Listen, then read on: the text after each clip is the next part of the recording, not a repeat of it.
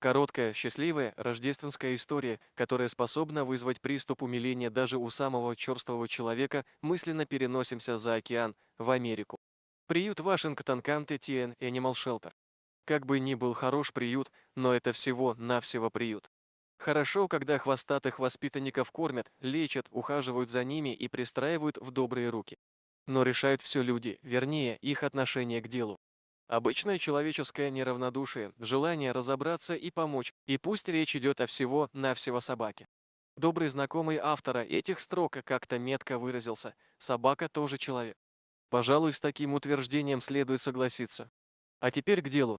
Пес Роско, Раска, самый обычный приютский пес. Попал в приют совсем молодым, почти что щенком. Даже кличку получил здесь же. Его подобрали прямо с улицы. Самая обычная ситуация, абсолютно предсказуемая и житейская. Но персонал приюта предположил, что Роско окружает какая-то тайна, какая-то недосказанность. Он резко выделялся на фоне всех остальных собак. Те были как будто нараспашку. Их подбирали тоже с улицы, голодных-холодных отощавших. Вырывали из лап живодеров. Откармливали, ображивали. Собаки проникались благодарностью за свое спасение, старались угодить, заводили дружбу с кем-то из сотрудников. Это нормальная и естественная реакция. Собаки чувствуют добрые к себе отношения и отвечают еще большим добром. Но Роско был не таким. Он прожил в приюте уже 3 года, но так ни с кем и не подружился. Был всегда сам по себе, на особицу. Держался всегда независимо, подчеркнуто самостоятельно. Корм принимал, но в благодарностях не рассыпался. Просто жил. Я один против большого враждебного мира.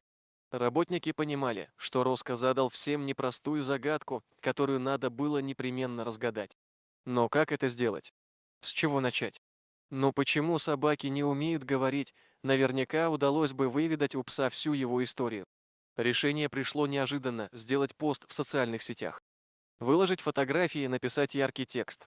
Надежды мало, но вдруг.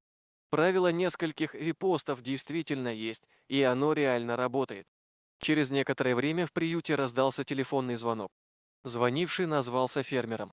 Его хозяйство располагалось на приличном удалении от приюта, и звонок сделан скорее ради очистки совести.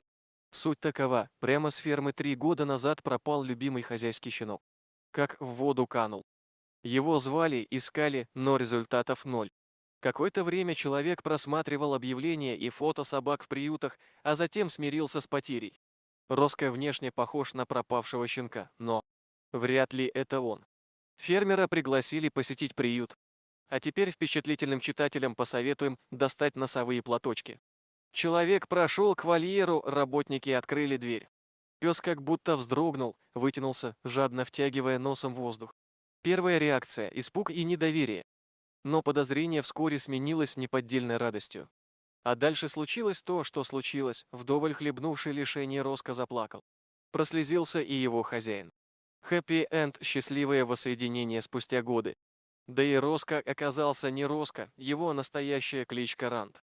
Объяснилась и замкнутость пса, просто он хранил верность своему хозяину. Знал, что однажды откроется дверь, и он придет. Так оно, по счастливому стечению обстоятельств, и случилось.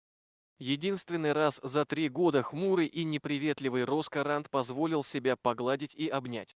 И сделать это удалось только любящему хозяину, и никому другому. Рождественская история. Безусловно, да. Эти двое заслужили свое счастье. Ныне верный пес уже дома, на своей родной ферме. Будем надеяться, что все неприятности в его жизни остались далеко позади.